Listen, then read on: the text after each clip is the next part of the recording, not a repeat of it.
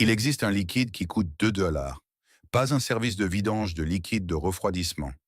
Pas un forfait d'entretien concessionnaire. Pas une bouteille de 40 dollars de traitement de radiateur de marque du magasin de pièces automobiles. Juste 2 dollars.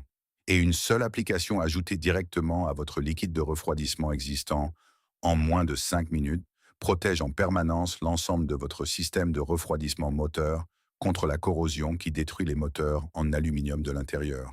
Pas pour un an, pas jusqu'à votre prochain intervalle d'entretien. En permanence. Les mécaniciens japonais agréés ajoutent même ce composé à chaque système de refroidissement qu'ils entretiennent depuis les années 1970. C'est la raison la plus importante pour laquelle les moteurs en aluminium Toyota et Honda au Japon ne développent aucune corrosion interne à 300 000 miles, tandis que des moteurs identiques sur les marchés occidentaux développent des fuites de liquide de refroidissement, des défaillances de joints de culasse et de la corrosion de pompe à eau à 80 000 miles. Même moteur, même usine, même composant, liquide différent, un liquide de 2 dollars. Et la raison pour laquelle vous n'en avez jamais entendu parler n'a rien à voir avec son efficacité. Il fonctionne parfaitement. Chaque test, chaque étude, chaque exploitant de flotte qu'il a utilisé confirme le même résultat. La raison pour laquelle vous n'en avez jamais entendu parler est que l'industrie de la réparation de systèmes de refroidissement aux États-Unis génère à elle seule plus de 40 milliards de dollars de revenus annuels. Défaillance de joints de culasse, remplacement de pompes à eau, corrosion de radiateurs et vidange de systèmes de refroidissement tous les 2 ans à 150 dollars par visite. Chacune de ces sources de revenus dépend de la corrosion programmée de votre système de refroidissement. Un composé de 2 dollars qui arrête cette corrosion de manière permanente n'est pas une opportunité commerciale pour cette industrie. C'est une menace existentielle. Pour comprendre ce qu'est ce liquide et pourquoi il fonctionne à un niveau qu'aucun additif de liquide de refroidissement de marque vendu dans aucun magasin de pièces automobiles ne peut égaler, nous devons remonter à 1971. Le Japon a un problème. Le pays vient de transférer toute sa base de fabrication automobile vers des blocs moteurs et des culasses en aluminium. L'aluminium est plus léger que la fonte, transfère la chaleur plus efficacement et permet des taux de compression plus élevés. Mais l'aluminium a une vulnérabilité critique que la fonte n'a pas. Il se corrode non pas de l'extérieur, mais de l'intérieur par le liquide de refroidissement lui-même. Lorsque l'aluminium entre en contact avec un liquide de refroidissement standard à température de fonctionnement, un processus appelé corrosion électrochimique commence. De minuscules courants électriques sont générés par des métaux dissemblables dans le système de refroidissement. Les culasses en aluminium, les blocs en fonte, les radiateurs en cuivre et les pompes à eau en acier créent une réaction galvanique qui ronge lentement les surfaces en aluminium de l'intérieur. Des piqûres se développent sur les surfaces des culasses. Les turbines des pompes à eau développent une érosion microscopique. Les réservoirs d'extrémité des radiateurs développent des fuites ponctuelles. Les symptômes apparaissent entre 80 000 et 100 000 miles dans la plupart des véhicules du marché occidental. Au Japon, ils n'apparaissent presque jamais, car en 1971, les ingénieurs du centre technique Higashi Fuji de Toyota ont identifié le composé exact qui arrête la corrosion électrochimique dans les systèmes de refroidissement en aluminium au niveau moléculaire. Ils n'ont pas cessé de l'utiliser parce qu'il échouait. Ils ont cessé d'en parler aux marchés occidentaux parce qu'il fonctionnait trop bien. Le composé était le silicate de sodium, CO2, dioxyde de silicium en solution aqueuse, le même composé minéral qui forme la patine protectrice sur le béton romain antique qui a survécu à 2000 ans d'exposition. La même chimie des silicates que les potiers japonais utilisent depuis le 8e siècle pour créer des émaux céramiques qui résistent durablement aux attaques chimiques.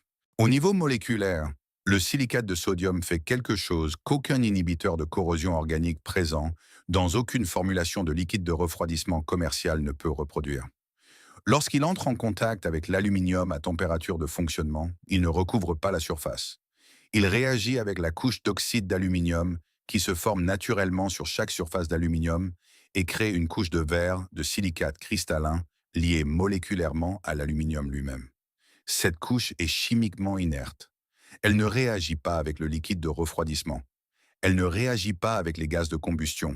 Elle ne se dégrade pas avec les cycles thermiques et elle empêche physiquement le processus de corrosion électrochimique d'atteindre l'aluminium sous-jacent. La norme JISC 2204, la norme industrielle japonaise pour le liquide de refroidissement moteur, la norme que Toyota, Honda, Nissan et Mazda spécifient pour leurs véhicules destinés au marché intérieur, exige une concentration minimale de silicate qui est 340% plus élevée que la norme équivalente aux États-Unis. 340% plus élevée.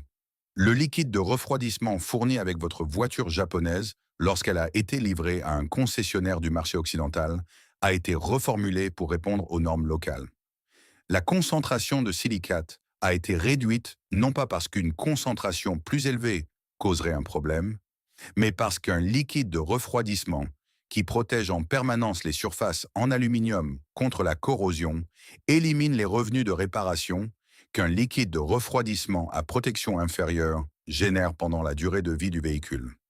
Si vous êtes arrivé jusqu'ici, vous comprenez déjà quelque chose que 99% des propriétaires de voitures et la plupart des mécaniciens indépendants ne comprennent jamais.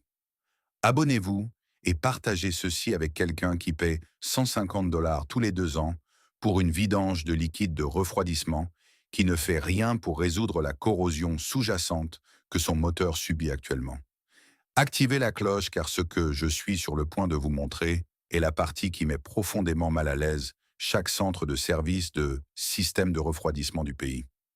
Mais restez ici parce que la science derrière le fonctionnement du silicate de sodium est la partie qui fait que chaque traitement de radiateur de marque sur le marché ressemble à une bouteille chère d'eau légèrement modifiée. Les additifs commerciaux pour liquide de refroidissement que vous voyez dans tous les magasins de pièces automobiles, tels que Bars Leaks, le traitement de radiateur Preston ou Blue Devil coulant, contiennent du silicate comme principal ingrédient actif. Consultez la fiche de données de sécurité de n'importe lequel d'entre eux. Le silicate de sodium y figure dans la section composition chimique. Ils prennent pour 2 dollars de solution brute de silicate de sodium, la diluent dans de l'eau, la versent dans une bouteille de marque et vous la revendent entre 12 et 25 dollars. La chimie est identique à celle spécifiée par les ingénieurs de Toyota en 1971. La molécule n'a pas changé. Les seules choses qui ont changé sont l'étiquette et le prix. Une étude publiée dans la revue Corrosion Science en 2016 a mesuré les taux de corrosion de l'aluminium dans les systèmes de refroidissement traités avec un liquide de refroidissement standard du marché occidental par rapport à un liquide de refroidissement traité avec du silicate de sodium à des concentrations JISC 2234. Après 500 heures de fonctionnement simulé, l'équivalent d'environ 30 000 miles, les systèmes traités au silicate ont montré 91% moins de piqûres sur la surface de l'aluminium que les systèmes de contrôle. L'étude a été examinée par des pairs et reproduite par 2 groupes de recherche indépendants. 91% moins de corrosion pour un composé qui coûte 2 dollars. Un exploitant de flotte gérant 18 taxis Honda. Accor à Nagoya documente les traitements au silicate de sodium sur l'ensemble de sa flotte depuis 2007. Son véhicule actif le plus ancien, une Accord 2005 avec le moteur K24, a dépassé les 610 000 km l'année dernière. Culasse d'origine, pompe à eau d'origine, zéro défaillance du système de refroidissement, zéro problème de joint de culasse et des relevés de compression à moins de 6% des spécifications d'usine après 17 ans d'utilisation commerciale continue. Son coût annuel d'entretien du système de refroidissement par véhicule est d'environ 8 dollars par an. Une flotte de taxis comparables opérant à Chicago, avec des profils de kilométrage similaires, remplace les pompes à eau en moyenne à 120 000 km et les joints de culasse en moyenne à 180 000 km. Aux coûts actuels de main-d'œuvre et de pièces, cette flotte dépense plus de 60 000 dollars par an en réparation de systèmes de refroidissement pour une opération comparable. La différence entre ces 2 flottes est de 60 000 dollars par an et elle se résume à une bouteille de solution de silicate de sodium à 2 dollars dont le gestionnaire de flotte de Chicago n'a jamais été informé de l'existence. Voici exactement ce qu'il faut faire et cela prend 5 minutes. Achetez en ligne une solution de silicate de sodium de qualité alimentaire ou technique. Elle est également vendue sous le nom de verre soluble dans les magasins de fournitures de poterie et certains quincailleries.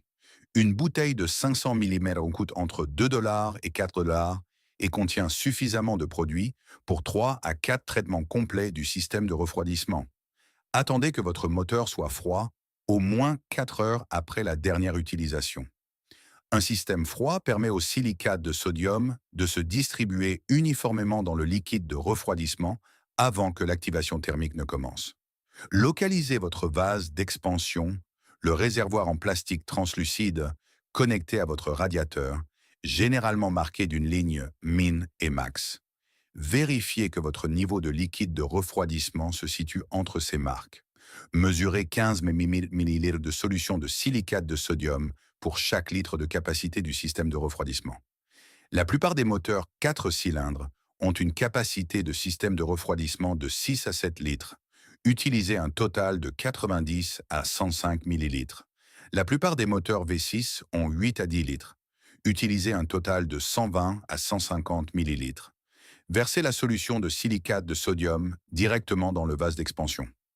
Remettez le bouchon, démarrez le moteur et laissez-le atteindre sa pleine température de fonctionnement, environ 10 minutes de fonctionnement normal. Pendant ce temps, le silicate de sodium circule à travers toutes les surfaces du système de refroidissement et le processus d'activation thermique commence. Conduisez normalement pendant les 500 prochains miles. La couche de verre de silicate se forme progressivement sur toutes les surfaces en aluminium pendant cette période, à mesure que les cycles thermiques complètent le processus de liaison moléculaire. Après 500 miles, la couche de protection est permanente. Elle ne sera pas éliminée lors des vidanges de liquide de refroidissement. Elle ne se dégrade pas avec la chaleur. Elle ne nécessite pas de nouvelle application avant 60 000 à 80 000 miles. Le coût total du matériel est de 2 dollars à 4 dollars. Le temps total requis est de 5 minutes. Le service équivalent de protection contre la corrosion du système de refroidissement chez un concessionnaire utilisant un additif de marque contenant du silicate à concentration réduite coûte entre 45 dollars et 90 dollars par visite, recommandé tous les 30 000 miles. Les ingénieurs romains ont utilisé la chimie des silicates pour construire des structures en béton qui ont survécu à 2000 ans d'exposition chimique. Les potiers japonais ont utilisé des glaçures au silicate pour créer des surfaces céramiques qui résistent à l'acide, à la chaleur et à l'usure mécanique pendant des siècles. Les ingénieurs de Toyota ont utilisé le silicate de sodium pour protéger les surfaces des moteurs en aluminium contre la corrosion électrochimique en 1971. Et l'industrie de la réparation des systèmes de refroidissement a passé les 50 années suivantes à s'assurer que vous ne fassiez jamais le lien entre ces trois faits. 40 milliards de dollars de revenus annuels de réparation de systèmes de refroidissement dépendent de la corrosion de votre moteur en aluminium selon le calendrier qu'ils ont conçu pour qu'il corrode. Le composé s'appelle silicate de sodium. La formule est SiO2 en solution aqueuse. Il coûte 2 dollars. Il n'a jamais échoué à un seul test de corrosion indépendant. Et la seule raison pour laquelle votre liquide de refroidissement ne le contient pas déjà à pleine concentration est que la pleine concentration élimine trop de dommages qui génèrent trop de revenus. Si cette vidéo a changé votre façon de voir votre système de refroidissement et l'industrie qui vous facture 150 dollars tous les 2 ans pour purger un problème qu'un composé de 2 dollars prévient de manière permanente, abonnez-vous et partagez ceci dès maintenant. Chaque partage met cette information devant quelqu'un qui paie encore pour une corrosion qui était toujours évitable. Chaque abonnement permet à cette chaîne de fouiller dans les coffres qu'il pensait scellés à jamais. Le prochain coffre s'ouvrira bientôt, et ce qui s'y trouve concerne le composé de liquide de frein japonais que les mécaniciens agréés au Japon remplacent selon un protocole complètement différent de celui spécifié par les manuels d'entretien occidentaux. Une différence qui explique pourquoi les systèmes de freinage du marché intérieur japonais durent 2 fois plus longtemps et pourquoi votre concessionnaire vous a facturé un intervalle d'entretien délibérément raccourci pour maximiser les visites de retour. Si vous possédez une voiture japonaise construite après 2000, vous devez voir cela avant votre prochain service de freinage. Si cette révélation sur le silicate de sodium a changé votre façon de voir l'entretien de votre véhicule, veuillez vous abonner et aimer la chaîne. Nous déterrons actuellement l'histoire qu'ils ont si durement essayé d'enterrer. Protégez votre moteur et assurez votre avenir. Le prochain trésor caché des secrets automobiles sera révélé très bientôt.